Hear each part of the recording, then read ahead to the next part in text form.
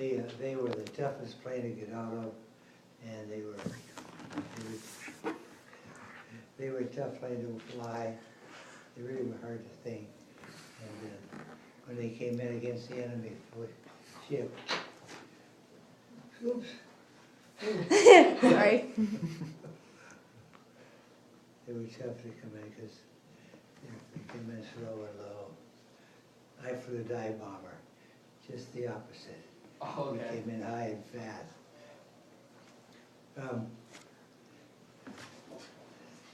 Well, this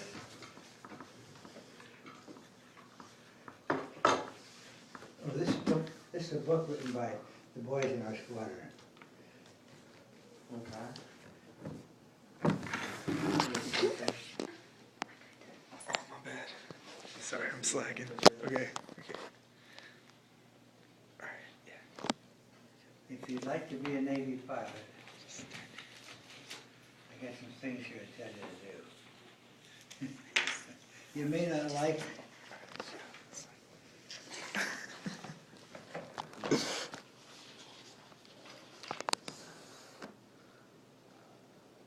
This is a big bomber that the boys shot down with it. Fighter plane. Let me pass these around. This was written by one of the boys in my squadron. And,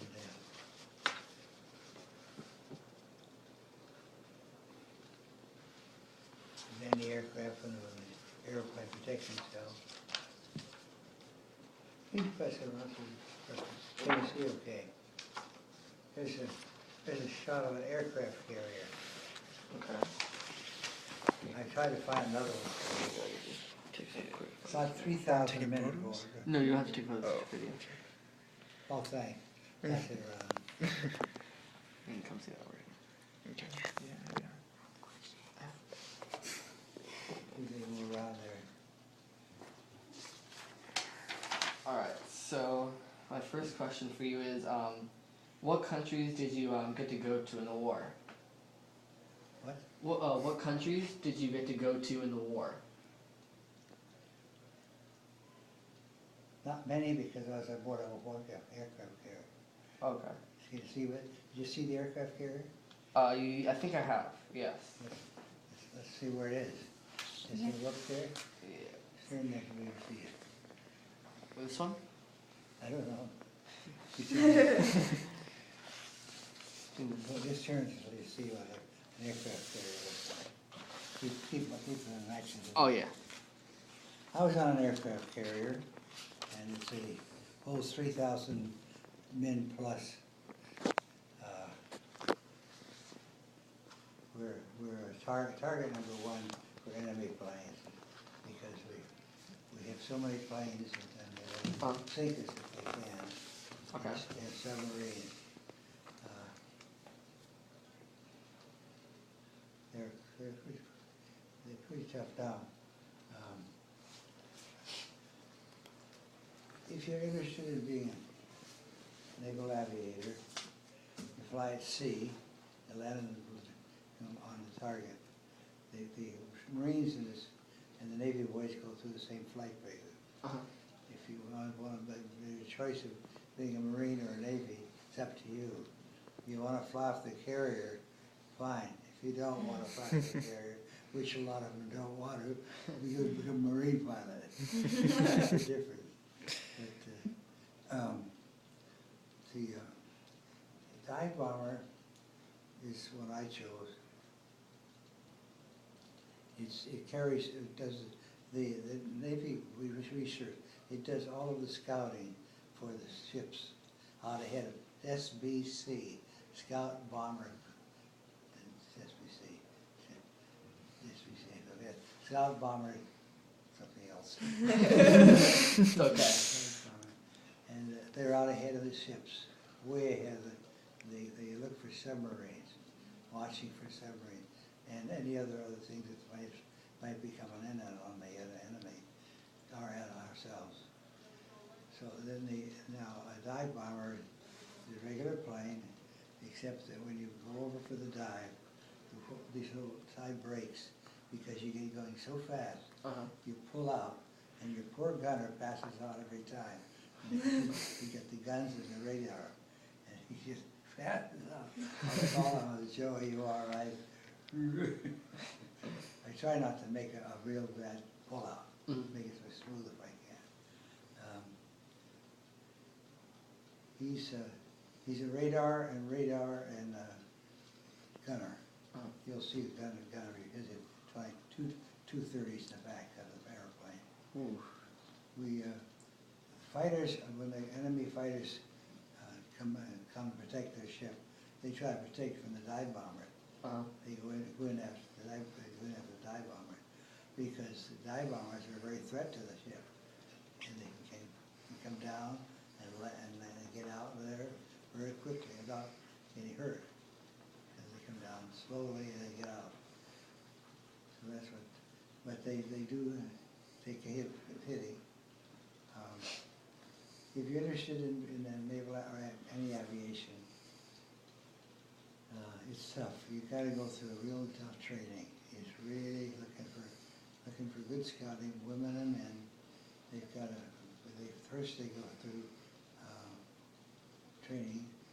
First not now, but when I went through, I was taken by the train from LA, and by the bus load out to Moraga, it's at St. Mary's. And they have a swimming pool, and we learned to swim. A lot of them didn't learn to swim. It's hard to teach an adult how to swim. I swam like a lot. I swam like a fish. I didn't bother me. And it was really hard for the kids in the Midwest. They don't have a swimming pool.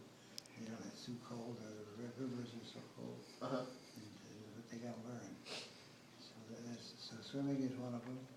And then you go to St. Mary's for athletic training. You play football, you play baseball, you box, you wrestle. You learn to box. I thought I was a good boxer if I went there. Thought I wasn't very good. They taught me how to box really well. I can, thank you. I can consider my hands pretty good. Played your box in your own weight. Oh, okay. So you big guys. Little guys usually can beat the big guys up because they're so slow. they don't mix them up.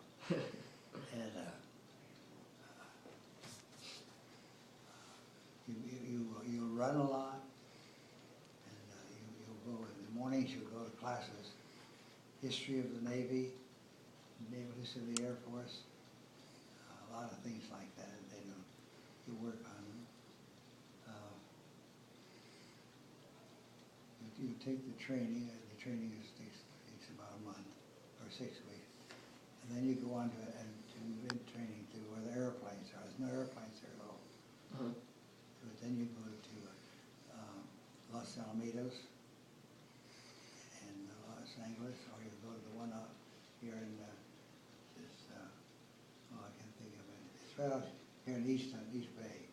Okay, yeah, I think I passed by it, yeah. Yeah. It's the airfield now, but that's where they took the boys. Half the boys went, half the other way. But you could ask for what you wanted. I wanted to LA because I lived in LA. Oh, okay. It was a Los Alamitos, which is a Long Beach regular Navy base and a Navy Air Base. So I could swim and I could run. So then I got along to go into primary. And primary plane is something like this one. It has 2 wings. Double wing. It's always see all the single, they go up one wing. Okay. These have 2 wings. You train in those. You take morning, I take classes of math and things like that you learn to do navigation. It takes me for that. They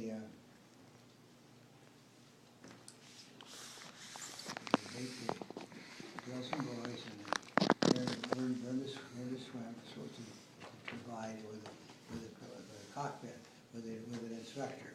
And he works with you, and then after a while, they give you a test, and the test is taken by a different man, a different tester. And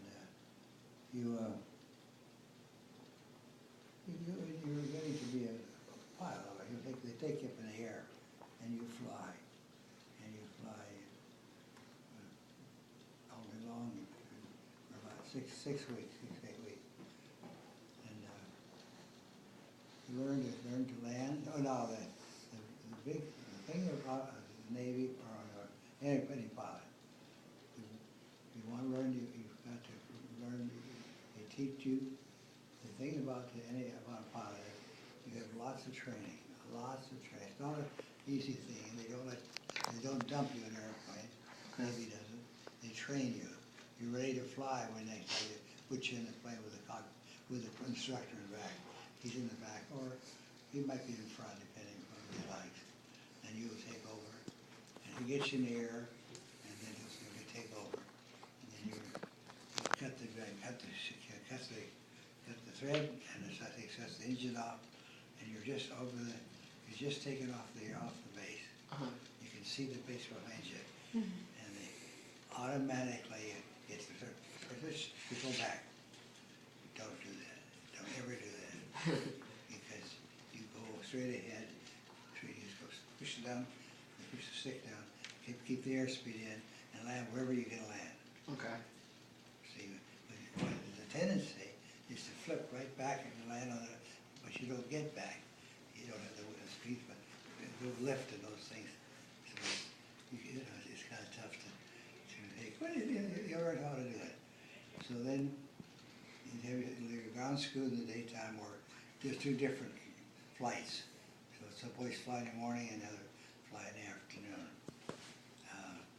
Then when you get going, you'll do flight school.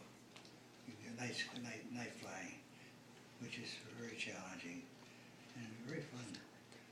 I found out that in night flying that I have in starting ability in the night. I have really good eye night flying. I don't know why I have them, but I have wonderful eyesight for night flying. How it happened was the pilots, the trainers, they test them, keep in shape. And they were testing them that night, and this officer's in charge. And they took off, and I took off with them. And I flew with them, about 3 or 4 cadets. And they weren't very good at night flying. They had to do it. And they knocked down 2 or 3 lights and so when they landed. And the officer was furious at them. Because they were officers, they're supposed to be able to do that. Yeah. And we knocked down the lights, and he was mad as hell. He said, who's in number 10? Put my hand up. He said, you're a cadet, aren't you? I said, yes, sir. Oh my God. You outflew these Navy guys, these good graduate schools of Pensacola, and they can fly as well as you do? And I said, well, I don't know, it's just my eyes. And he said, well, it is your eyes. And he said, he was mad at me, but I did fly. I found out then I had special things for night flying, but I didn't worry about it. And then you fly in the daytime with instructors, and then they'll get you so far along, and they'll transfer you to another group of instructors, and they'll give you an up or down. You get a down, you got to talk before a psychiatrist and see if you can continue to fly. And if they say yes, then you fly some more. That's in Los Alamitos. And you're flying ships like this. So then your next flight is you go to